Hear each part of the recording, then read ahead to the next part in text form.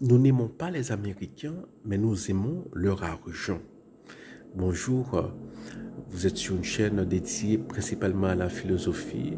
On fait aussi de la métapolitique, c'est-à-dire que nous parlons politique sans prendre parti explicitement. Et aussi, nous faisons un peu de linguistique, quoi. Donc, nous parlons des mots parfois.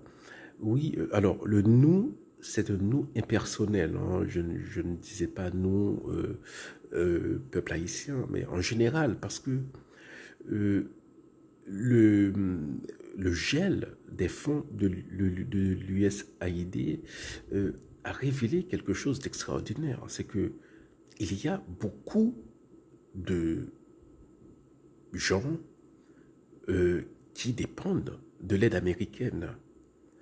Et ceci est, voilà, le plus surprenant, c'est dans des pays où, en général, voilà, on n'aime pas les Américains, ou voilà, on pense que les Américains sont des impérialistes, que les Américains sont arrogants, etc. Par exemple, au Pakistan, hein, il y a une ville qui est sur le point de s'effondrer, hein, alors, je ne me rappelle plus les détails, mais bon, voilà. Au Pakistan, en Afghanistan, j'étais surpris. Bon, il y avait la présence américaine en Afghanistan pendant longtemps, mais maintenant, c'est les talibans. Il y a beaucoup de femmes qui dépendent de l'aide américaine en Afghanistan, en Inde. On peut multiplier les exemples. Bon, l'Inde, c'est plutôt un pays neutre, un pays ami des Américains.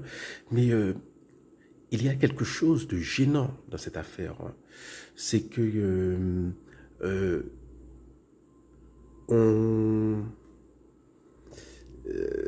on accuse souvent les Américains d'impérialisme, de vouloir dominer le monde, de vouloir tout contrôler. Et en même temps, maintenant que, bon voilà, qu'ils disent qu'ils vont arrêter momentanément pour, je sais pas, pour 3 mois leur aide, alors tout le monde est en train voilà, de râler, de, voilà, de dire nous avons besoin de l'aide américaine, sinon nous allons périr.